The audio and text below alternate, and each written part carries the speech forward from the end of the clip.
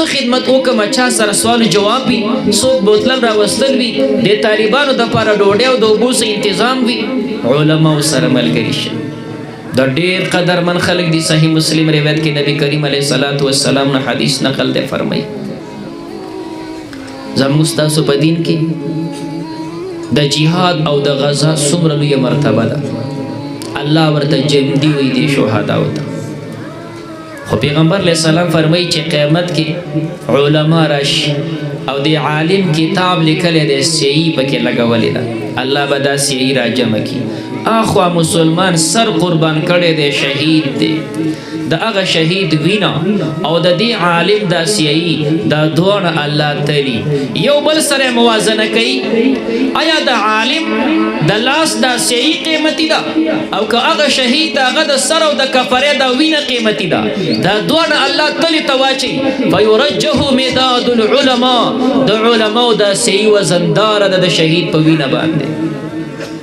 د چا علم الله قبول کی داغه ګوتی قیمتي دي داغه لیکل قیمتي دي داغه شهیدونه قیمتي ده لہذا د دې علماو سره ملګرتیا وکړي د دې مدرسو سره معاونت وکړي د دې سره محبت وساتئ ستاسو سره خیر دی ورګره دویم چې ګوره زه شیرګړ کې زمونږ د علماء ته پاتې شوي دي څومره خوش قسمته خلک دي موږ سره 3000 طالبان 3000 دا د الله بندګان دي الله یې ساتي یو نیم زر طالبانو اتل 100 طالبانو ته موږ چې کوم د دوه ټیمه ډوډۍ هم ورکوو رهایش رڼا اوبه بجلی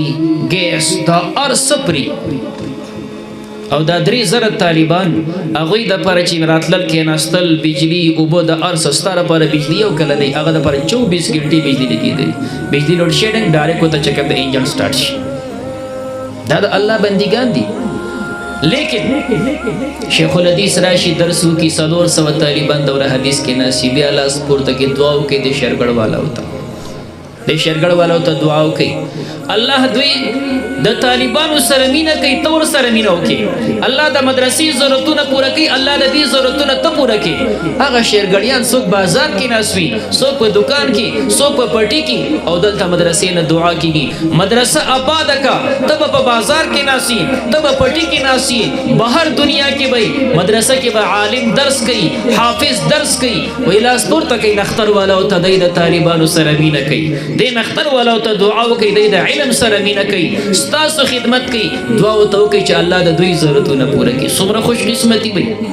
ستا په یوې نوڼۍ باندې به طالب حفظ کړی ستا په نوڼۍ باندې به طالب علم کړی ته به مړ یې دا موږ چې څه زده کړي د اسمان نه وي راپرېوتي همدې ملک چې کوم دی راباندې نوڼۍ لګولې ده د دې ملک مسلمانانو راله وظیفه راکړې ده په هغې مو دا طالبي کړې زموږ په هر یو ټکي کې د هغه مسلمانانو حصه ده ته جمدی ستا به پکې حصه او که ته مړ شي ستا به پکې حصه وي د دې مدرسې سره مینه وکړئ رب ذوالجلال د دې بچو دا فراغت زموږ ستاسو جمع کېدل په دې موقع په خپل دربار قبول او منظور کړي واقول قولي هذا استغفر الله لي ولكم ولسائر المسلمين وصلى الله تعالى على خير خلقه محمد وآله وصحبه